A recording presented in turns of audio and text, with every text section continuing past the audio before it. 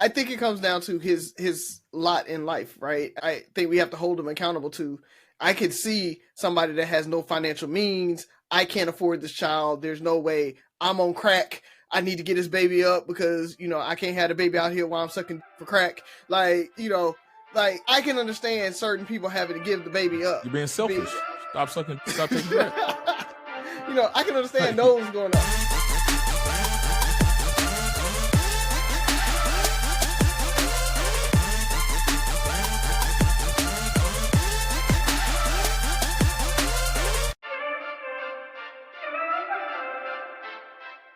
What up, what up, what up, what up? It's your boy Ferg from Three Brothers No Sense. Join my co-host Buff and Rozzy. Fellas, what it do? Well, Mobile. First off, listeners, you're going to have to deal with a little bit of an echo. I'm in my basement recording this time. Mobile, the three of us just got back from there as we record. Great time. We was down there for Mardi Gras. We went to the sneaker ball. I think I saw you guys, every day we were down there? Mm-hmm. Yes. Sneaker ball, we all winded up at Winsel's some type of way without even really talking about it. And of course the float ride, and then Monday night with Havana Rays and David Buster's, man. I told you guys in person, I don't know if I told every single person that we hung out with, but it was just great seeing y'all, man. It really was. It always hits me when I see y'all how much I've missed y'all, man. So just wanted to reiterate what a great time I had down there with everybody. And for those that I didn't get to see, as always, every year when I come back from Mobile, I'll try to do better next year. But other than that, I told Razio this. I am a Sterling K. Brown fan now. And I've always appreciated the work he's done. I always thought he was a good actor. But once I become a fan of an actor, like I'm a fan of Denzel Washington, then I will go see something without seeing a trailer as long as you're in it. And that's what it's becoming for me with Sterling K. Brown. His new show on Hulu, Paradise. I saw a trailer. I saw it and I was like, I may or may not get around to watching it. Saw some of the feedback on social media and I was like, man, I'm going to go ahead and give it a chance. So I watched the first episode, really, really dug it. Towards the end, when it kind of reveals to you somewhat what's going on, Okay. I was like, kind of, I don't know. Is that kind of silly? But I was like, I'm going to keep watching because I was enjoying his performance so much in the show that I just decided to stick with it. And I'm happy I stuck with it because it gets better and better. It reveals, the pacing of the show is so great. It just reveals more and more information every episode as it goes along. And as I'm caught up, the pieces of the puzzle are all coming together, man. So Sterling K. Brown, great job, man. So I'm officially a fan and I can't wait to see how this show concludes. That's all I got though. Have you seen the video of his wife watching episode 7? And she was like, why would you tell her not to go to Atlanta? So, I mean, Rozzy. That's not a spoiler, is it? That's not a spoiler. Either way. It's just best not to give specific details. I haven't seen the show at all. So I don't know. It was just okay. I'm a fan of how his wife is a fan of his, if that makes sense. Yeah, she was just calling him out, talking like we would about the character, but she's literally talking to him, as she looks at the screen. So it was just dope. But yeah, that's why I put welcome to the fandom. I've always loved, his shows. You talked about him taking over if Jonathan Majors of Disney does some craziness there. But he was in Marvel already, right? He was in Black Panther. So, Black Panther 2. Yeah, that was like a damn near cameo. But you're right. Yeah. You're right. So hopefully, they won't care and they'll still cast him in something else. Because I really would like to see him in a more serious role or more blown up role or fleshed out role in the MCU. So there's plenty that he could do. Because they did something similar. At the time, Deadpool wasn't officially a part of MCU, but Josh Brolin as Cable and also Josh Brolin as Thanos, and that's both Marvel. So I mean, Kind of could do it. And what is it? Johnny Storm and Captain America. So, there's that too. Yeah. So, yeah, all of that. Speaking of Fantastic Four, Johnny Storm, I'm excited for this new Fantastic Four movie, man. It's going to be really, really good. It's set in like a futuristic retro 60s vibe to it. So it's just a really, really cool take on it. So I'm liking how they're just going off a tangent, and then this will lead to Secret Wars that'll bring the MCU back together. So MCU is doing their thing, man, with what they got on the slate right now. So I'm excited for all of it. I will start with y'all president, and let's see, he's trying to hawk citizenship. What is he, $5 million gold cards instead of green cards? So just anybody with some money can come be a citizen whenever they want to. That, I don't see anything that's gonna, cause issue out of that, right? It can't be too bad of an idea. That's like satire, or that's not real. Anyway, yeah, that's gonna go all bad. Yeah, of course it will. Can't keep up. No, but we would try. Let's see. Donald Trump got into a shouting match with the president of Ukraine, President Zelensky, and the U.S. has officially pulled all support and funding from Ukraine. So Europe is trying to scramble and kind of shore up that support and everything like that. But my biggest takeaway from that was that there was a Russian media person that snuck into the White House in the briefing or in the meeting, and was able to report back out on that. How do you get to sneak into the White House, right? Like, there's so many levels of security there. And on top of that, you're a Russian asset, and they're in the White House reporting as Donald Trump sides with Russia over Ukraine. So much bad in that. I just want to make sure that people understand how much bad is in that. Had that been an actual spy or an assassin or something like that, never know what could have happened, right? So, like, that's not a good look for Secret Service, for anybody who was supposed to be over security. On top of, there's a Russian media person reporting inside the White House as Donald Trump sides with Donald Putin over our allies.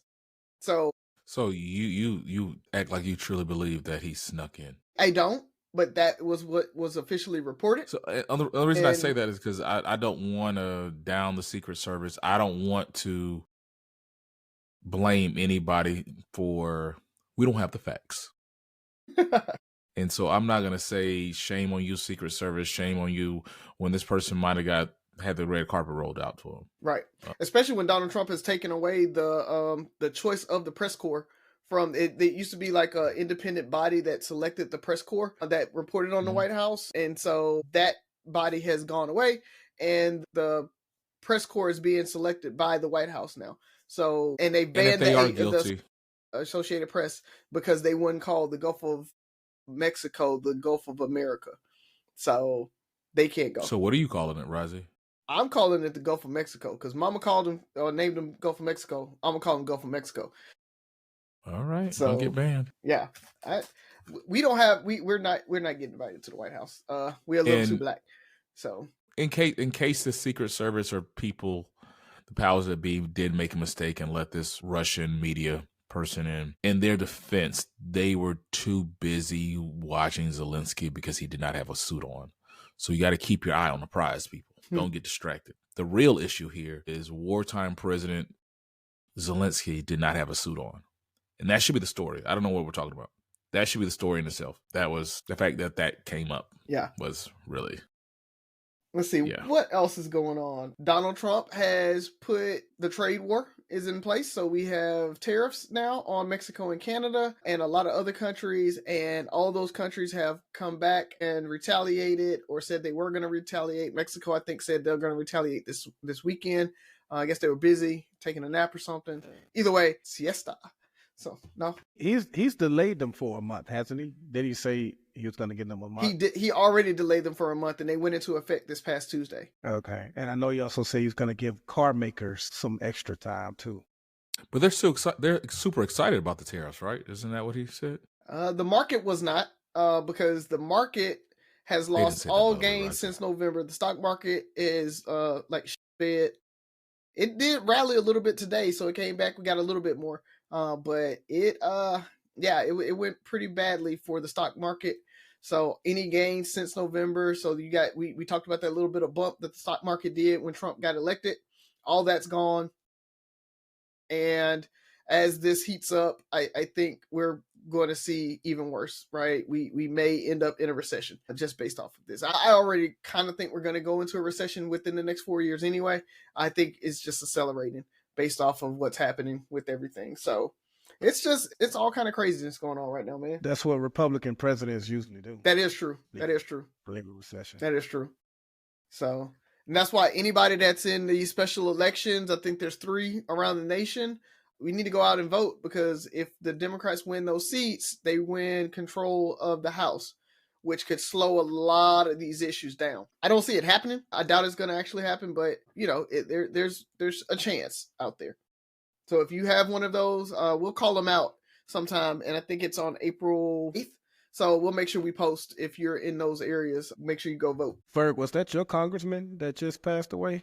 That field? Yeah, I was going to. Yeah, so that is Senator Congressman Sylvester Turner, former mayor of Houston. He actually replaced Sheila Jackson Lee, who passed away last year, replaced her seat. And so I've met Mayor Turner when he was a mayor and interacted with him a couple of times. So it came as a shock to a lot of Houstonians. He's going to be missed. So good, seemed like a good guy when I met him. Just family said it was health issues. He died at 70. So we're back to square one. So my heart goes out to the Turner family, and death is never easy. So I was going to mention that, Byron. So thank you. And since you spoke up, you were talking about being a fan of Sterling K. Brown. And speaking of fan, I'm going to tell you what I'm not a fan of. Boots on the ground. If I never see or yet hear another fan again in my life, I almost don't want to sleep with the ceiling fan on. Man, that song was played every 7 minutes in Mobile. Every time I turned around. And it was like magic. Like, I don't know where the fans came from. Like, you could be walking down the street and somebody can ride by, play it, and like 5 people will pull them out of nowhere. Like, just magic, like a magic trick, and have them. And the thing about it is, you never saw it come out. You heard it come out.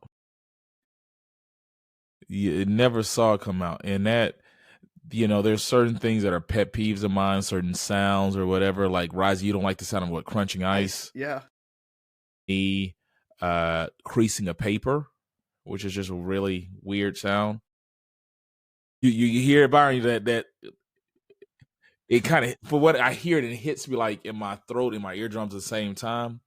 But that those fans just make me cringe. Like, it's just like, it kind of just, I feel like there's a reverberation around me, and it just doesn't. So it was I got boots on the ground PTSD. I'm scarred. But Mobile, Alabama, you owe me nothing outside of throwing away all the fans. I thoroughly enjoyed Mardi Gras 2025. Shout out to the Inspire You crew, Hess Productions. I mean, it was T-Star Productions. It was just great. We had a good time every day. It was magical just seeing you guys again. I think one of the best parts for me was seeing the growth of us. There was a couple of times we would be hanging out a couple of days and watching our kids and things play around. Remembering that we first started hanging out for Mardi Gras when we were kids. I remember our senior year where we called ourselves being adults and getting some reduced Winn-Dixie special pricing on our ribs and hamburgers and hot dogs and all that stuff, thanks to one of our homeboys' connections, employee discount, and call ourselves grilling all this stuff where we burnt. And if we didn't burn it, it was smoked and smothered in lighter fluid, I guess. And I just remember getting to Bienville Square super early, Fat Tuesday. We had shifts. We were very organized as kids. and we had the best, worst time there. And to fast forward to being with these same people, and our kids are playing around, and just see everybody grow. Just seeing Jasmine this past weekend, just transform into a young lady. It was amazing to see that, and she's in 10th grade now, correct, Buff? And to think that's when I really got to know her mother. That's when I got to really, I knew Tab freshman year, but about sophomore year is when we all started building that special relationship that we have damn near 30 years later, right? And so now to see her 10th grade daughter, your 10th grade daughter, it was just amazing, because that's when we met. And now to see that version, and it's just to see Bruce and his kids, and Rising and his kids, and Buff and Jazz and Wendell playing with his kids. Just everybody had the kids out there and just connecting, and kids being God kids and all this stuff. It was just like, where has the time gone? But I enjoyed it. And just seeing my family and friends, and it was a good time had by Mobile. You had to keep your head on a swivel a couple times. Mobile. But I will say this, because I heard mixed messages about the presence of the police force. They did a really good job this year. I think they made their presence known. I remember seeing motorcycle cops. I saw people on foot. I saw mounted police officers. I saw everything. And they did a really good job of trying to keep down the crime, because we've had some really bad situations over the last couple of years. So they did a good job. So hats off to the Mobile Police Department. I think they just got a new police chief this year. I will give them credit for Mardi Gras and nothing more. That's where that's where my praise stops. So unless I miss something, that's it. But that's all I got for you guys. Let's go ahead and jump into the show. Let's do it. It's Sophie here. Yeah, hold on. I didn't tell her we were recording. She might not have a joke. Let me check. Does it ever feel like you're a marketing professional just speaking into the void? Well, with LinkedIn ads, you can know you're reaching the right decision makers. You can even target buyers by job title, industry, company, seniority, skills. Wait, did I say job title yet? Get started today and see how you can avoid the void and reach the right buyers with LinkedIn ads. We'll even give you a $100 credit on your next campaign. Get started at linkedin.com/results. Terms and conditions apply. Every cup of Nespresso coffee is an invitation to transform your morning routine into a ritual you can treasure each and every day. Using the Virtuo Pup, a simple touch of the button freshly brews bold aromas and a rich, velvety crema layer for delicious cafe-quality coffee at home. Whether you enjoy your coffee hot or over ice, every sip, every morning is unforgettable. Nothing tastes like Nespresso coffee. Visit Nespresso.com or our app to explore our full range of easy-to-use machines and coffees not found anywhere else. See, that is a professional. She got a joke ready no matter what. First of all, Sophie, let's continue our conversation and tell the people what we talked about this weekend. What? About your looks. Yeah, I look more like Ollie than Ollie does. She does. Doesn't look. If you look at younger pictures of Ollie, Sophie looks more like Ollie than Ollie does.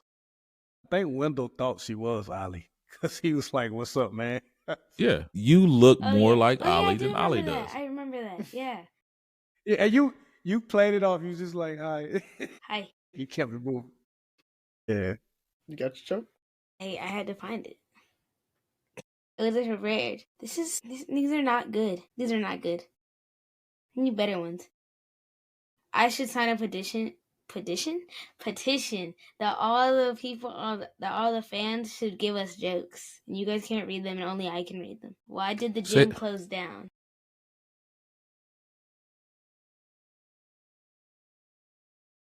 No barbells. It just didn't work out. Boom. No, that's not bad. No, that's not bad. That's not bad at all. Yeah, good. Surprised you didn't get that one, Buff, because he's Buff. swole. Yeah, exactly. All right. Exactly. See you. Go take a bath. Excuses don't get muscles. Get the new merch. Get the old merch. Get the old merch. Get all the merch. It's been a while. Nice plug. It's been a while. I don't know whose turn it is, but I want to take point of personal privilege. Go for it. Buff, you brought up a question this past weekend. I don't know if you were going to bring it up this week. We were talking about dating, and we brought up the best man. And the question was, if you were Lance, would you have still gone through and married Mia that next day? And so, yes, why or why not? And speak on it. So for me, no.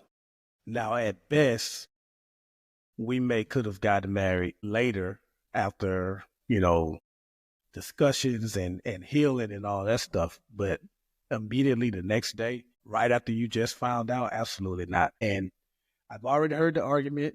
He did his thing. He was wilding out on her. So he had to forgive her because of how much stuff he did to her. Whatever. He had just found out the night before marrying her. It was literally playing through his head as they're getting married.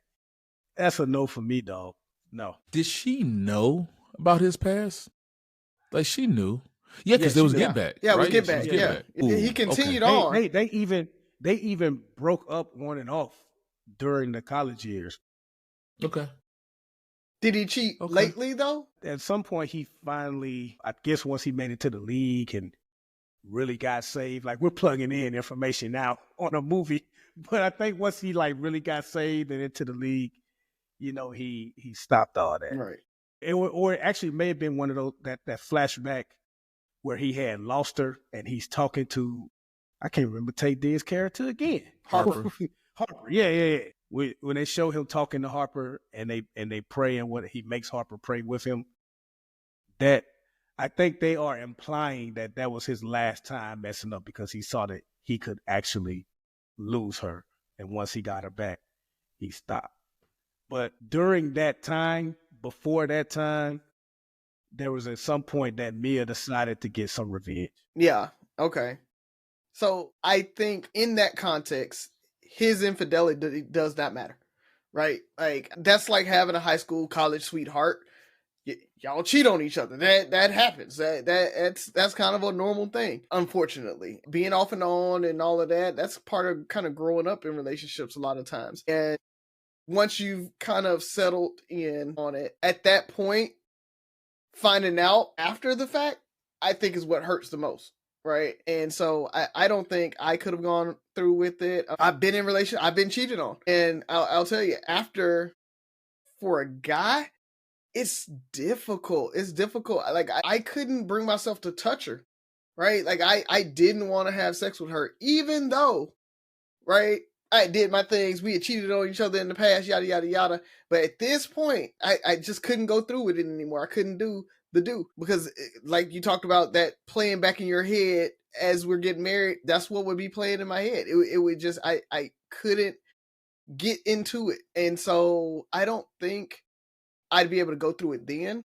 I would definitely need some time. Maybe I could come back around because, again, it was back in college, right? It was years past, that type of thing. It wasn't like she cheated last week or anything and I'm finding out, right? And to your point, it was a little bit of good back. She found out I had been cheating, yada, yada, yada. You got to kind of chalk that up. And so I think I probably eventually would have been able to marry her, just knowing that it was far in the past. She's a good girl, ultimately perfect for me, blah, blah, blah, blah, blah. But that next day, I don't think I could have went through with it. Not that next day. I still would have been sliding down the wall like, oh my God, she gave it up.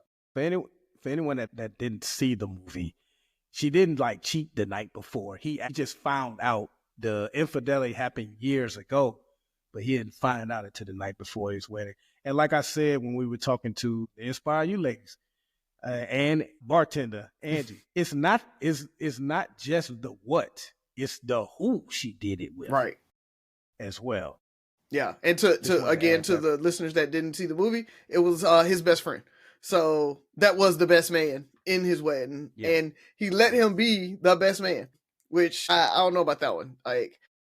With a black eye. Yeah. There.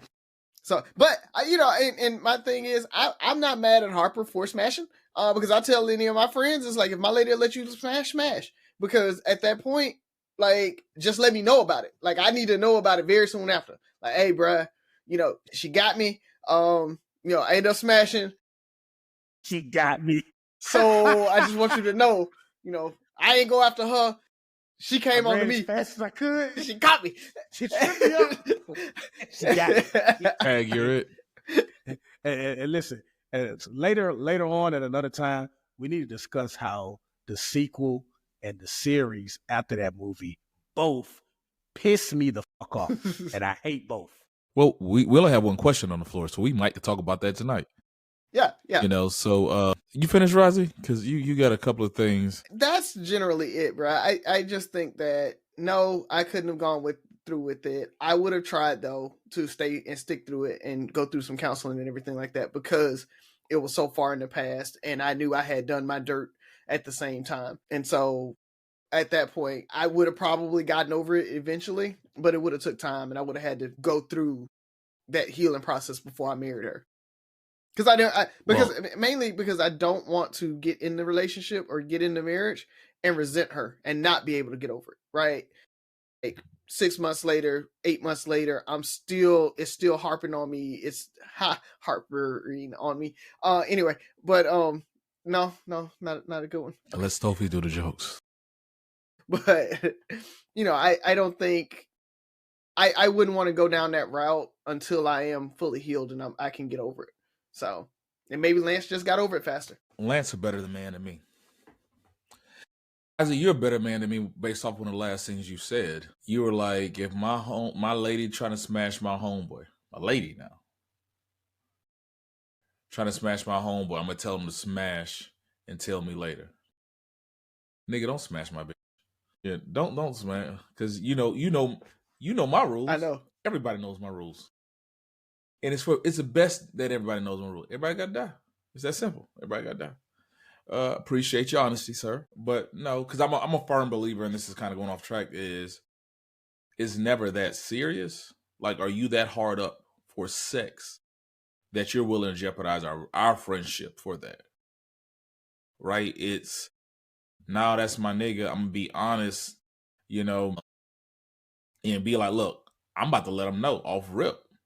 Like, you try, like, you live in foul, like, because smashing ain't gonna prove anything. Like, it's still gonna be a he says, she says, or, oh, he got me drunk. Like, it's, hey, dog, I'm just letting you know, I was with, we were hanging out, saw yada yada in the club. She got drunk and she was hitting on me. She was trying to come home with me. Like, dog, you might want to holler. She living, I don't know, like, put it out there. Mm-hmm. But you going along with it and knowing that you have a get out of jail free for pass, to me, they ain't on no friendship. Like, for me. But that's just where I stand. I don't expect you to, I don't expect you to turn her down, right? Because you might be addicted to sex. I'm a man, yada, yada, yada. You think I'm about to turn? If I ain't doing it, somebody else is going to do it, so I might as well. Cool. My standards say, hey, I can't be around somebody that does that. So, deuces. It's been real. Appreciate the honesty. We'll put that on your tombstone. However, going back to the original question, in the infamous words of Jay-Z, I know the way a nigga was living was whack, but you don't get a nigga back like that. So, first of all, my answer is no. I wouldn't have been able to carry through with it that day, or maybe ever, because the way I look at people is, that's how you want to get somebody back. Like, you were that angry, that whatever. To me, that says more about you and the way you handle things. It's like, are you that, like, I'm going to get over you, I'm going to go fuck my best friend. Because she seduced him. Let's not forget, it's not like she seduced him. She went in on him. And to me, there's a level of petty, a level of evilness that will go through that, right? They took time to get in certain positions too. She grabbed it. Yeah, it was all of it, right? It was all of that. So that's my, like, that takes thought. Yeah, like, you don't just slide into some of those positions. Yeah. Like, hey, turn around. Yeah, they made love. They had music playing, like, it was all kind of stuff. And so and he was She got drilled by my homeboy. Like, we can't. She got drilled. The facial expressions, all that stuff was. I could never look at her and look at him the same way. Like that connection is always. Now we're talking about the logical me says I'm looking at you and saying, hey, if you're willing to do that because you felt hurt, that says more about you and the type person you are. You know, and maybe it takes a lot to get you there, but that's not the person I fell in love with. I didn't know that side of you.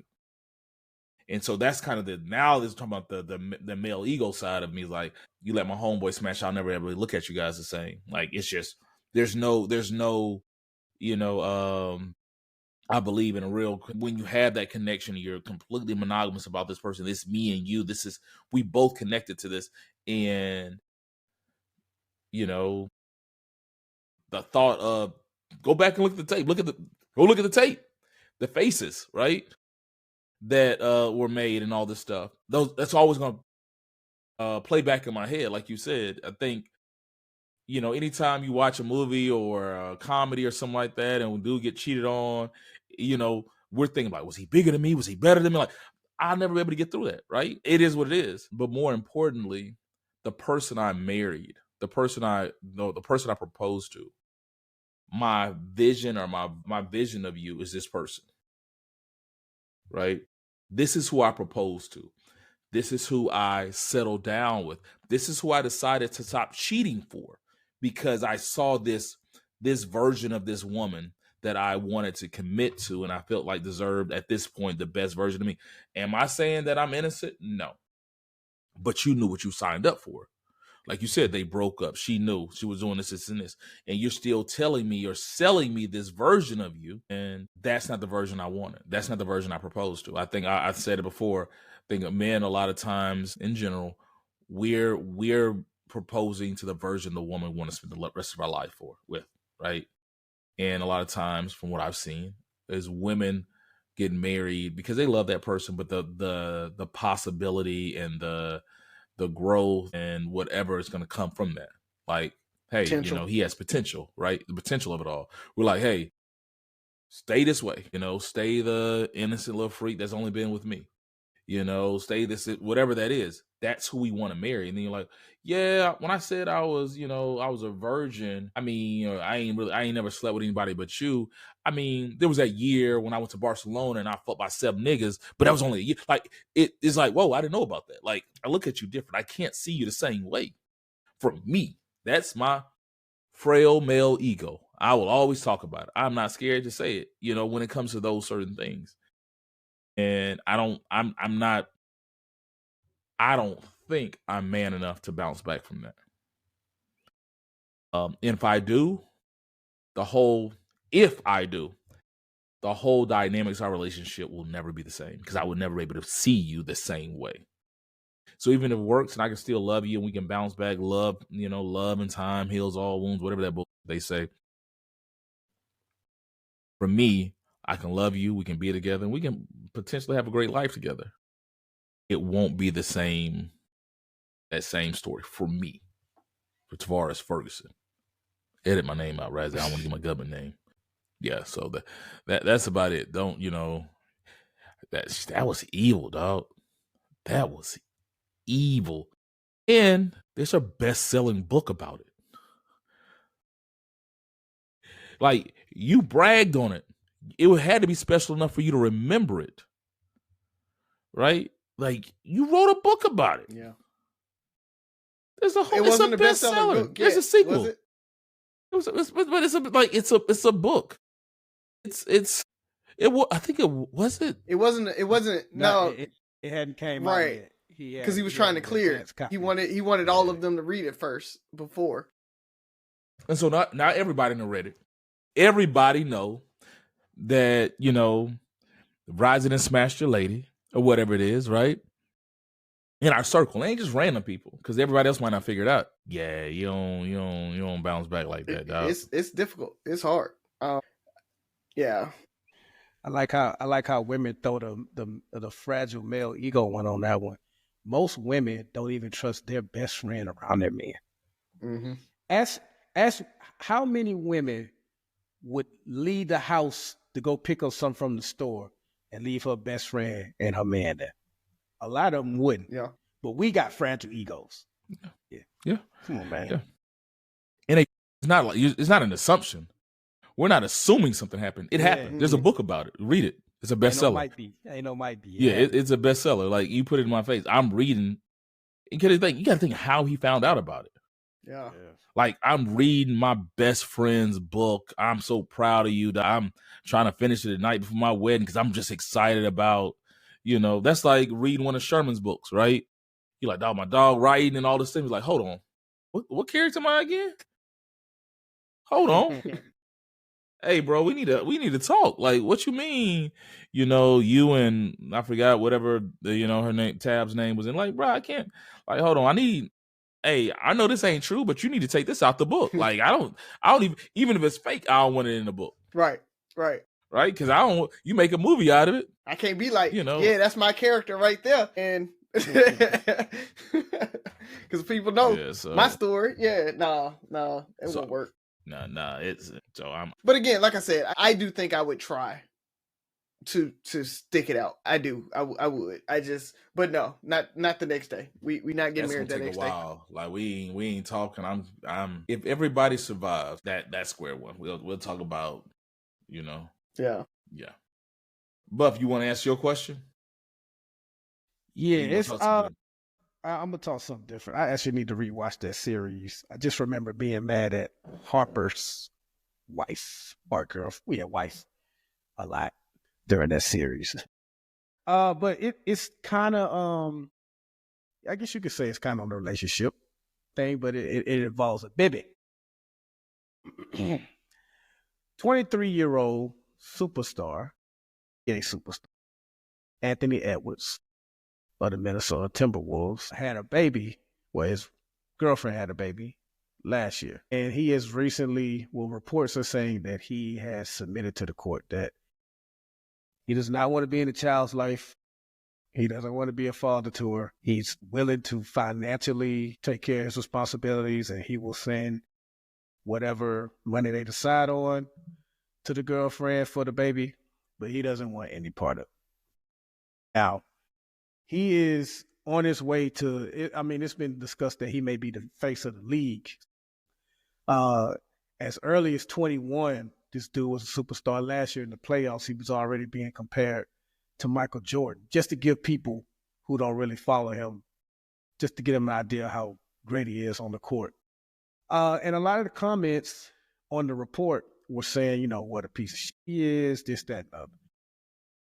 I had a different take, and I'll share that with you two brothers after you guys weigh in. But I want to know your thoughts on, and it's also reported that he asked her to get an abortion.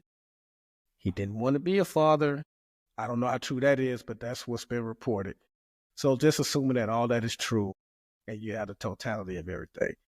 What do you think of Anthony Edwards saying, hey, look, you had the baby, I couldn't make you get an abortion, so I will handle my financial responsibilities, but I'm not trying to be a father right now.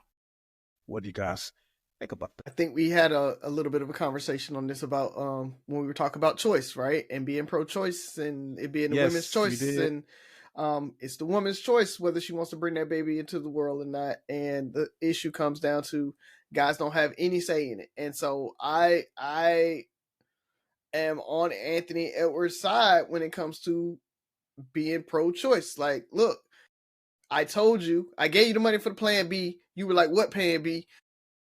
And, then you decided not to get an abortion. So if she didn't want the baby, she could put the baby up for adoption and nobody would say anything. They'd be like, oh, it was what's best for the baby. You went ahead and had it. So it's not abortion. So the right wouldn't be all up in arms. They're like, oh, put the baby up for adoption, yada, yada, yada. Nobody says anything when a woman decides that and puts that baby up because of whatever. But now that the guy is like, I'm putting the baby up for adoption, I don't want to be involved, especially when Anthony said, look, put me on child support. I'm going to pay. I'm going to do whatever, but I'm not trying to be a father. I didn't want to be a family. I don't want to deal with you. on a daily basis. I don't want to be calling you saying, hey, can I speak to my daughter? I don't want to have to say coordinate times to come pick her up from you and my weekend, your weekend, and all of that. I didn't want all that. So whatever you want to equate it to, I put that baby up for adoption. That's what I feel like he did. He said, nope, I'm putting the baby up for adoption.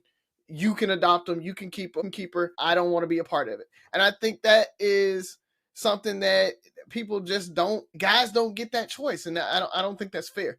Now, that's me being from the outside looking in, right? I don't want to say, and if that was my son, I'd knock him upside the head and be like, you're going to take care of that baby. So, personally, and that goes back to the whole pro-choice. Personally, I feel like Anthony should be in that child's life, right? You laid down with that woman, you made that baby, you should be in that child's life because we don't want anybody to not have a father figure. And so I feel like he really should be in the child's life. If Ollie did that, Ollie, you're going to take care of that child because that's what you did. You decided to have unprotected sex with this person and you got stuck.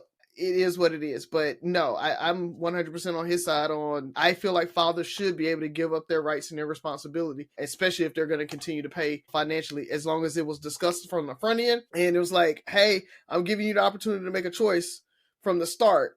Now it's the ball's in your court, whatever it is. You can't trap me into continuing with this child. Can't hear you first.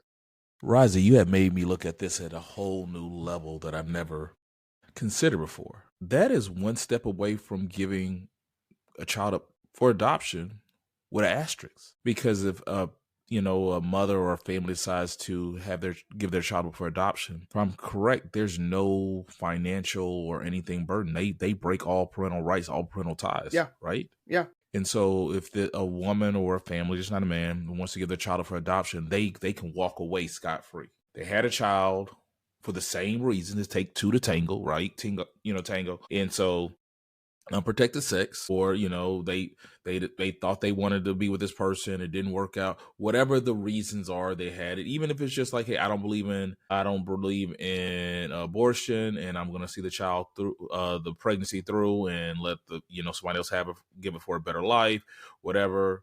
The choice is hers to make that, to have that. And from my understanding, walk away scot-free. Mm-hmm. Same applies, but he has a financial obligation for a minimum of 18 years. Yep. 19 in the state of Alabama. Right. I was sad that extra year.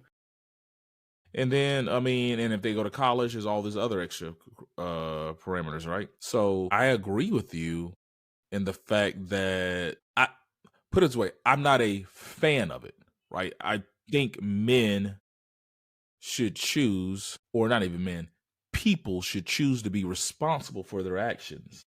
Now, there's no one size fits all. It could be we had a good night, man, made a mistake, and we made a bad decision that night, or we were in a space and we made some bad decisions. And I told you I wasn't trying to have a kid or whatever, or the relationship didn't work out and we decided not to do this. I'm not excusing his decision making, but also say there's character flaws, there's red flags. Like, hey, if this dude told you and chose or showed that he's not going to be a father, a lot of times the writing's on the wall. He might have more kids. I don't know if Anthony Edwards has more kids or whatever, and then in this specific situation, I'm going to go out on a limb and assume she wanted to get pregnant anyway. When we look at and maybe it's the narrative that the media portrays or whatever, but there's a lot of women out there that want to get pregnant just for the paycheck. Mm-hmm. Right? Why would she get an abortion when she's pregnant with Anthony Edwards, the face of the NBA's child? Girl, there's people that will call her a fool. Because worst case scenario, you're going to get a paycheck, right? And so he's like, okay, I'm giving you what you want. This is what you were in it for. This is what you get. And to assume that we're going to, ride off into the sunset, nothing about me, don't know Ant-Man, I don't know his personality, I don't follow him like that. I'm not saying he's a bad person, but, what about him says, hey, I'm going to be this guy that's about to settle down and make you an honest woman out of you and put a ring on your finger. We're going to raise his kids and have, I don't assume that with any young athlete, star, anybody, right? Like, you just assume that they gonna ride the wave for a while. So I don't want it. I'm like you, Riley, pro-choice. I would encourage my son to always be in their kid's life as much as possible. But at the same time, if somebody decides that they don't want to be in it and there's going to be they're willing to be financially responsible, I don't know what else. To me, that's the bare minimum. Like, it's not the perfect situation, but it's the bare minimum. Considering you took the right for him not to be a father away, well, I'll be a financial father. I was a sperm donor. Now I'm a money donor. That's about it. Like, the child suffers. The only person that really loses is the child suffers, because I feel like everybody already knew what it was. She knew why she was having unprotected sex. He knew the risk of having unprotected sex. Either one of them were probably in a committed relationship or talked about what we would do if we got pregnant, had kids, and planning a life together. So the only person that really suffers is the kid. The mother's life might be a little tougher than she wanted to be because she's now a single mother, but you did that single mothers do. Yeah, and having money makes single parent life much, much easier. Yeah, I will attest to that. It makes it so much easier when you can be like, oh, no, I'm outsourcing things. I can afford a babysitter, so I can go out. I can afford daycare. I'm not worried about trying to get off of work and get home and get the kids, or worried about what's gonna be for the meals and everything like that. Money makes a big difference. And so, based off of Anthony Edwards and his income, she's gonna be okay. She's gonna walk away 6 figures a year in child support. So it's going to be it's an easy transition. She doesn't have to work, and she doesn't even have to worry about daycare and any of that other stuff. And she's still going to be able to live a comfortable life. Yeah. Now, he doesn't have any other kids. I don't know what she does. I don't know what they talked about. Yeah. I mean, and we don't even know if it was unprotected sex, right? It could have been a broken condom. It could be, she put a pin in it. It could be anything, right? Like, I'm on the pill. Right. Yeah, which is still unprotected. Yeah. But it's just. So Razi mentioned we talked about this before, as far as men having a say so on this. And what's crazy is, like, Anthony is actually taking a step up compared to the conversation we had, because we were saying that men shouldn't be responsible for child support.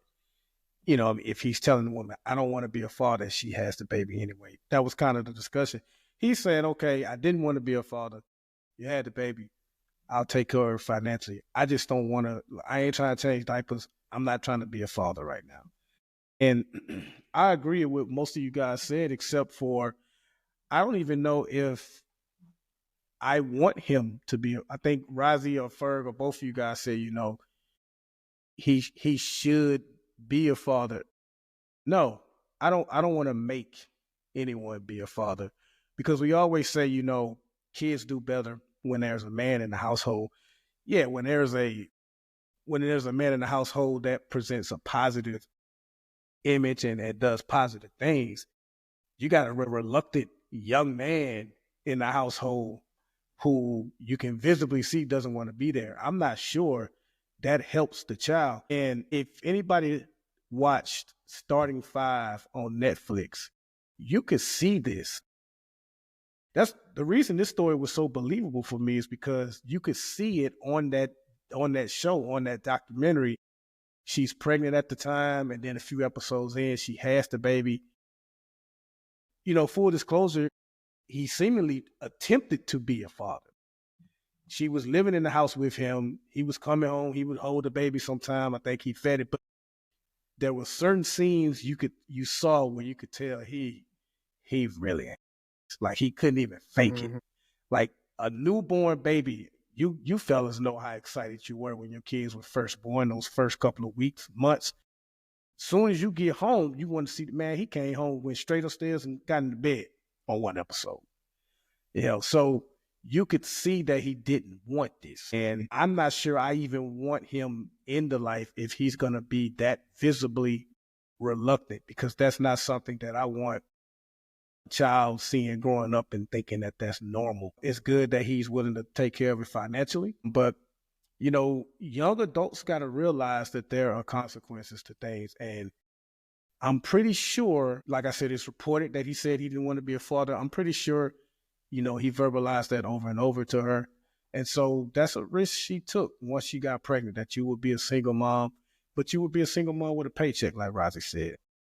She may not even be as upset as the people in the comments were, because at the end of the day, I think best case scenario was I'll have a family. At the very least, I'm going to get paid. I got an 18-year pay plan with this baby. You know what I mean? And depending on the lifestyle I want to live, I may not even have to work. She won.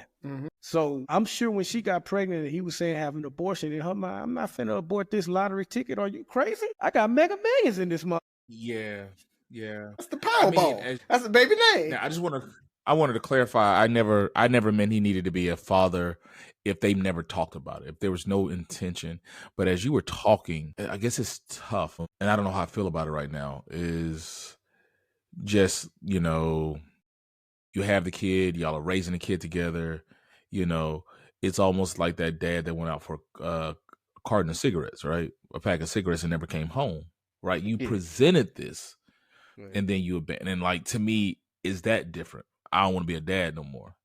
I'm just pay for it. And now the mother who was, brought up, the wife, the girlfriend, the fiance that was under the impression that we're about to plan this life together, raising these kids or this kid, all of a sudden, I always go back to, I think about Harlem Night. Baby, put your mom on the phone.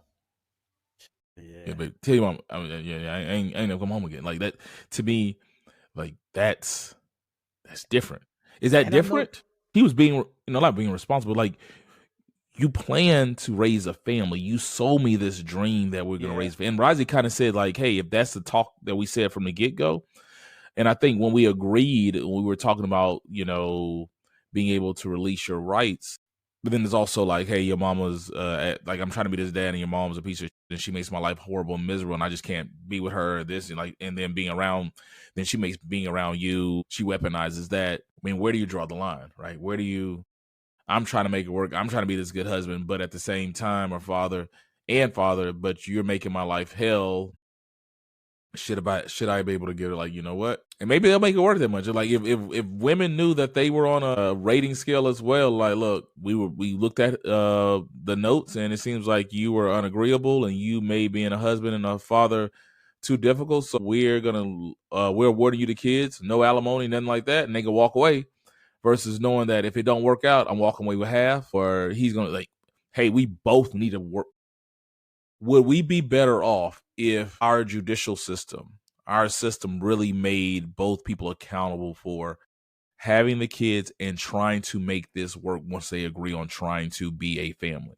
Like, hey, if you just want to be an ass and do this, like, okay, well, you're so independent or you're so disagreeable, well, have fun being a single mother. Well, no, you sold this dream. You had 2 kids with her. You did this, and this, and there's proof that she was doing what she was supposed to do, and you just didn't want to do this.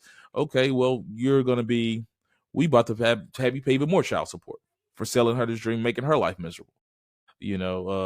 Now she has to figure out, y'all been married or dating for 10 years, y'all got 3 kids, and all of a sudden she has to figure out this single mother thing. You give punitive damages. Okay. In child support court. Yeah, like, give pain and suffering. But now both of them have to realize, like, hey, because if you don't like it, you can leave and you'll just pay child support. I'm gonna get the house, the kids, and you pay child support for the rest of your life. Okay. Like with the Anthony Edwards thing, I think we are making a lot of assumptions, right? Because even if he was still staying there, he might have already had that conversation. Like, look, I don't want to do this. But knowing how the court system works today, knowing how society looks at it, he was like, I don't want to do this, but I'm gonna try. You had the baby. The baby's there. I'm gonna try to make it work, right? And as he was there for the months or whatever during filming, he's like, nah, this ain't gonna work. Yeah, I didn't want the baby before. I told you I didn't want the baby before. I tried. This ain't gonna work. The way I hear some complain, it's some married women that are pretty much in the same situation. Damn near all their husband do is contribute financially, but they don't do any fathering. Yeah. Or raising. I have some female friends that they were in that type of situation. Yeah. Only thing he's saying is, look, I don't want to be with you or the baby. And you know what it makes me think of is reportedly when I was talking about potential earlier, right? Like, well, he don't want the baby, but girl, when he had a baby and see the baby and you move in and all that's going to change once you have the baby. The potential of this working out are greatly increased once you have the baby. He's a good dude because I feel like he seems like a good dude from his interviews and stuff like that. He's a good dude. You think he gonna let you and that kid walk away from him, girl, threaten him a couple of times, and he gonna do whatever it take to all assumptions. But I think that potential, I've heard it 1,000 times. Well, when he gets married and has kids, he's going to change, and maybe he tried to change. Like, you know what? No, I'm not ready. I'm not ready to change. I'm not ready to change, or I'm not ready to change. I'm not gonna change, or I'm just not gonna change for you. It could be a combination of any of those. And I guess it should not matter, but I started off with his age because, he's incredibly young, and like we're 3 mid-40s guys who actually wanted our kids, and so we definitely speak from a level of, it's hard for either of us to understand that, to not want to be in your kid's life. Like, bro, I told somebody I couldn't imagine, like, I would have been sad if Tabitha and I got a divorce because I like being with her. I love being with her. We've been together forever. But it also would have been an extra knife in the heart to not see my daughter every day. And it's, you're right. And this is a whole nother conversation. Z and I talked about that. I say, I feel like, when we talk about cheating and all this stuff and like, why didn't he just leave? Because I'm like, I think a lot of men are like, I'm cool, even though I'm miserable, or, the sex is gone, like whatever his gripe is. To me, I feel like it's the 80-20 rule. That 80%, I'm with 80%. I love waking up to my wife and kids in the same house, and this and being able to take my daughter to school and like all those things. So I'm willing to pull up with this other 20% that makes my life miserable, because the 80% is what makes my life great. And I'm not going to leave because, of this 20%. And so a lot of times, and I think that's on both parts, people will be miserable in that relationship or disconnected from certain parts of it because, like you said, man, I could not imagine not waking up in the same house with my kids. Period. As much as I love my wife, and we've had this, my wife before my kids, whatever. But at the end of the day, that's part of it, right? It not being able to be with them, to another man getting them ready for school or what. Like, no, dog, that's no. Yeah, no, we can't do that, right?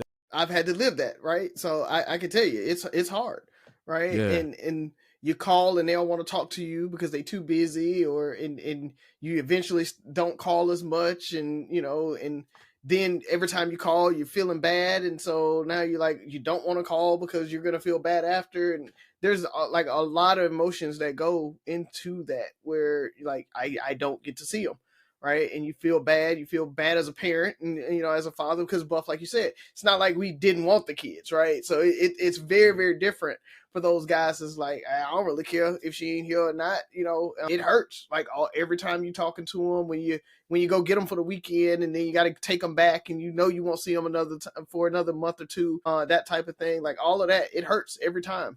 So yeah, to your point, Ferg, it's like I think he had to have made a choice that that's not for me, and to come out and say it like that, like, I don't want to be in that child's life. He had to have made his mind up before that child was there, and probably tried it and was just like, that didn't change. Nope, it didn't change my mind. Because to your point about the girls telling her, right. yeah, right. I don't want this. Yeah, and I will say this, and maybe this is what you were saying, Buff, when we were saying he should try to be. I think he should try to be a father to that kid, just because a kid. This is probably one of the best situations to be a single mother or a childless father in. Like, okay, I don't have a dad, but we're not gonna miss any meals. But I think there's a lot of parents who co-parent, and those kids get that love. And I think, to me, that's as I think back on it, because I don't want to excuse him and just encourage being like, yeah, you tried it and it worked, just be a piece of shit. It's, we need to find a better way to co-parent. Like, it's, maybe there's levels of co-parent, like, hey, that child knowing they have double the love. Like, hey, me and your mother have nothing to do with it, but I love you for you, because does he not love the child? Like, that's a whole nother thing. Like, can you, that's hard for me to gather. Yeah. Like, yeah, I'm not trying to be a parent, but do you not love that child? Because the child is innocent, right? This didn't work out. We're not parents, rubber bust, whatever. But this child is innocent, and I'm going to love you for the world, being brought into this world and you just being a child of God and all that good stuff. But I just, me and your mama I ain't going to be there. Words of encouragement, I don't know. And like Rosie said, we're doing a lot of guessing. It could be something as immature as he's so about ball right now. Like, all he cares about is basketball. Having a child just may seem like an inconvenience to him. I'm just, but it is. I'm freaking newborns are inconveniences. Like, they are. Sleep and all that stuff, man. But the thing about it, what I would tell him though, that's your decision. That's your decision. Just know when she grows up and you try to come around, if you change your mind 10 years later, 12, whatever, be prepared for the resentment. Be prepared to not be forgiven. You know what I mean? So, like, I talked about consequence. You just got to accept that. Like, I'm saying, hey, that's your decision. Great, you're going to pay financially, but you don't want to be a father. That's unfortunate, but that's your decision. Don't be surprised at the resentment, though, if you change your mind later. Leave it at this. I agree with you 100%, but I also think it damages the girl, though, man, because being a child, your father literally didn't want you. Yeah. So the child, that's where I was going. So yeah, I want you to realize that there's a certain level of whatever it is, selfishness.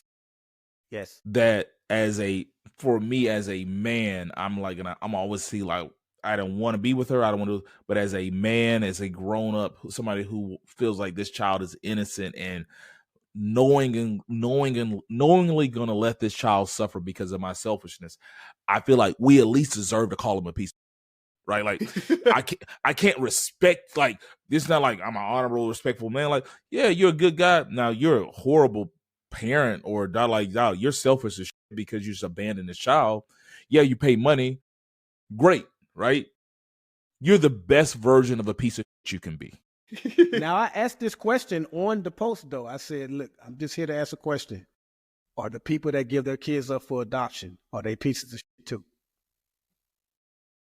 And that goes back to the, Exactly. You know what I mean? Well, I think it's because they made a plan. Well, I think if you just, sure.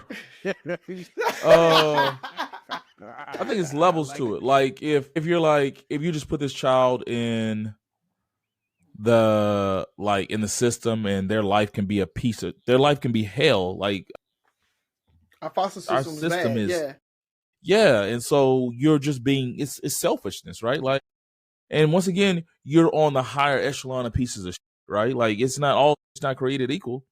But I don't want you walking around like you're this great person. Like, you did some selfish shit in your past, and you should pay for it. Like, every once in a while, you should be reminded, oh yeah, by the way, but I got to tell you, you piece of shit. However, like, you got to keep the party going. Like, you deserve to feel like every once in a while.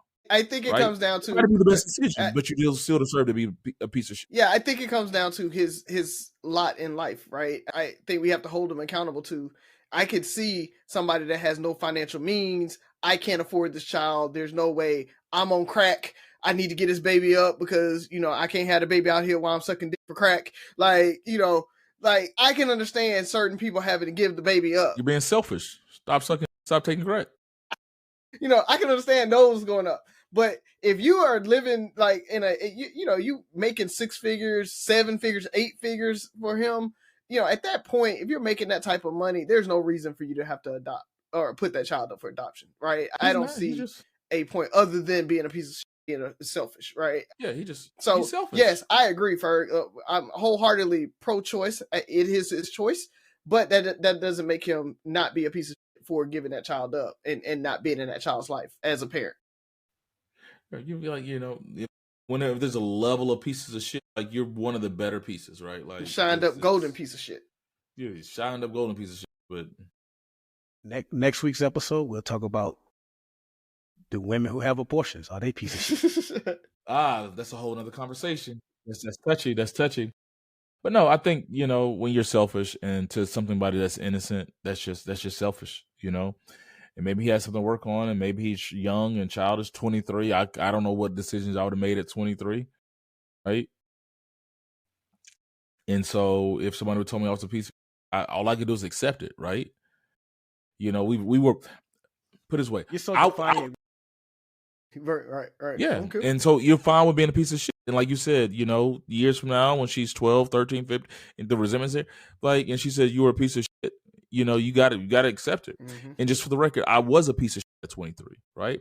I was a better piece of shit than a lot, but and I've said it, like I wasn't shit at 23, I wasn't shit at 18, I was selfish and stuff like that. So yeah, acknowledge and embrace it, you can't be offended by somebody's perception of you. Like, hey, I feel like as a man, you made a mistake. You should take care of the child, but this is the least you can do. But I'm still judge you a little bit. I can still rock with you, but you're a piece of shit.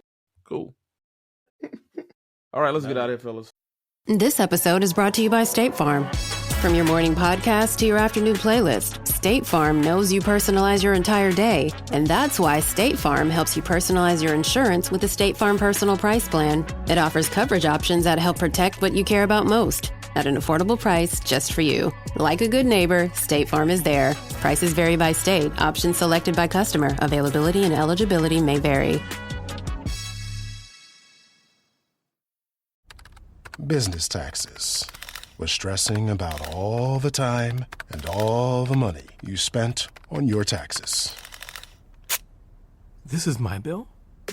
Now Business Taxes is a TurboTax small business expert who does your taxes for you and offers year-round advice at no additional cost, so you can keep more money in your business. Now this is taxes. Intuit TurboTax. Get an expert now on TurboTax.com/business. Only available with TurboTax Live full service. I only got two quick things, if I'm not mistaken. One, that baby's so cute. She is. One, we talked about, being in Mobile for the different balls. And three brothers, we got big balls. You would have had to be on the float to get that one, folks. But we attended the Sneaker Ball, Inspire You, hosted by Inspire You, T-Star Productions, Hayes Productions. But there was a different ball the same night that Angie Stone performed at. And she left Mobile, and when she got around, I think it was Montgomery, Alabama, she was in a fatal accident. So for such a talented singer like that, whose last performance was in our city, I just felt compelled to at least say, rest in peace, Angie Stone. Very sad hearing about that, man. And, you just never know. I'm told that she said at the ball that was her first time performing since one of the main members of her band passed away. I don't know how long ago that was, but life is so damn short and fragile, man. So rest in peace to her. And to end on a brighter note, I mentioned that my daughter was vying for a special arts program at a different school. And when I tell you that interview was serious, they had those kids dressing up, going to 3 different rooms, explaining why they wanted to be in the program and bring examples of their art, different types of art, portfolio, all that stuff. I said all that to say, man, while we were at the Sneaker Ball on the very last day of February, because they kept pushing the damn date back. We got to let y'all know mid-February. You go to their website, it's going to be the end of February. It's going to be the last day of February. It's going to be the last day of February that evening. So we finally got the email. And my baby got accepted, man. And when I tell you, I was Tiger Woods fist pumping in that damn Sneaker Ball. I was happy as hell, man. It made my day. She's excited. And I even asked her, I said, hey, aren't you going to be sad leaving your friends at your current high school, she gave one of the most Jasmine version of she said, I'll stay in touch. They can follow me. So congratulations, baby. I'm so excited for you. Great job, and congratulations on making your second art show this year at your current school. That's 2 years in a row she's made that. So I'm just extremely proud of Jasmine. Good job, Jazz. That's all I got. Well, two things. I'll start on the high note, and that is Guitar Hero. So all the folks out there that love Guitar Hero, it's been a while since we got a new Guitar Hero video game, and the folks who made Guitar Hero, they have said that they are going to release a new Guitar Hero. Unfortunately, it's going to be on mobile, and so I don't know how that's going to be. I don't know how you play Guitar Hero on the mobile without the guitar. It really doesn't matter anymore. But maybe, you know, they'll let the peripherals go and you can buy them and have it on your phone. I don't know. But either way, it's a step in the right direction. Hopefully we can come back and actually have a real Guitar Hero, because it was one of my favorite games growing up. It was just dope. And then on the downside of it, for Buff, you talked about life being fragile and everything like that. I just want to thank everybody who reached out to me over the last few days. For our listeners out there, you guys, most of you probably know, Tuesday marked 5 years for the passing of my wife. Jen has been gone for 5 years now, and so thank you, brothers, for helping me through this, getting me through it every day. It's you know, a struggle. You know, I talk about it all the time. You miss her every day. It's and so, you know, having to deal with that. Deal with the kids and getting them through and everything. And so I had a lot of outpouring of folks just kind of checking on me and everything over the last few days. So I want to say appreciate that. Appreciate all the listeners out there. I had a couple people just DM me. There was, you know, just from the show, and they really didn't know me much. So I just appreciate all the outpouring of love. And so anybody who has ever gone through it and had a loss like that, know what I'm talking about with. And I talk about a lot of times that I didn't know how big of a deal just a simple text or whatever does, because I just never dealt with that kind of loss. And so now I'm more apt to send those text messages, remember those dates, and say and check on people based on that. And so just keep doing that, folks. Do that for your friends. Do that for the folks, because even if they're not thinking about it, even if they try to kind of, you know, do things outside of that to try to distract themselves, it still helps when people kind of talk about it. We were at the cigar bar and I brought it up to you guys, you know, because it was actually on the date and everything. And so I had gone through the whole day. We had rode the float, all of that, and it was just distractions. And so I didn't really have to think about it much. But getting through it, being able to talk to y'all, getting through all those text messages and everything, I just appreciate it, man. So that's all I got. That was one of my favorite parts of Mobile, man, being at Havana Ray's and, you know, getting choked up over Wendell and hearing his story, choked up some more, and then realizing it's been already 5 years for Jen, man. Yeah. It's you know, definitely something we'll never ever forget. Yeah, I'm scared of Oliver's birthday is coming up, and he is actually really worried, because that will mark, he said, I will be alive longer without my mom than with my mom at that point. And so that's like super sad. So I get choked up just thinking about that. But yeah, like that, yeah. I want to do something really special for his birthday, because, you know, he has that thought in his mind and he's really worried about that. So we're going to do it big for his birthday. Lean on us if you need us, bro. Lean on us. I got you. Yeah, bruh. I mean, it was sitting on my heart heavy going into that. You know, it was probably like a month or so ago I mentioned it. And that was one of those things. I know you've always, you know, I usually try to check up on you on certain days and stuff like that. And you kind of give up this, you know, not that I try not to think about it. You like, it's always the other moment. So I'm like, you know what? If he's not going to bring it up, if he's not going to, I'm just going to let it be. Because I actually thought about trying to do something special for you and the kids that day. But I'm like, you know what? Just being there is going to be what we want to do. And if you need us to do anything, you be like, hey, let's go do whatever. Then I was open to it. But I'm glad y'all made it through it. She knows, she was loved. You're loved, and anything we can do, we got you. So 2 things for me. One, I want to give my son a shout out. TJ Byron just talked about his daughter's accomplishment. My son, who I harp on a lot about, being TJ and doing his own thing, always finds a way to just make me proud. So TJ is 5 years old. He's in kindergarten and just randomly tested and qualified for GT, which is gifted and talented. I didn't even know he was being tested, and I'm very much into my kids' education. And the teacher just hit us up. Oh yeah, by the way, look at your email. I think TJ just got into GT. I was into a certain similar program as a kid, but I didn't get into I think 4th grade. I didn't even know they tested for GT in kindergarten. Yeah. So I got in kindergarten. Sophie got in 2nd grade. So of course you got in kindergarten, Razi. And so, I'm proud of you, son. And I'm just raising 2 beautiful kids. I know I talk about my daughter a lot and her accomplishments, but don't want to forget my son and what he does. And want to give a shout out, because we said we were going to mention it on the show, to Port City Float Barn at 1700 Midway Avenue, Mobile, Alabama.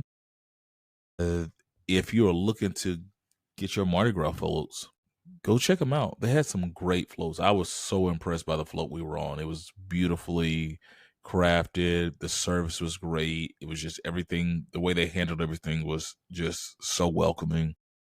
It was an honor to be a part of that. So, Razi, make sure you tag them on our post. And with that being said, 3 Brothers No Sense finishing off this Mardi Gras season. It is officially Lent. So everybody be on your best behavior. 6 rules of podcast: listen, like, share, subscribe, comment, and most importantly, listen again. Talk to you next week.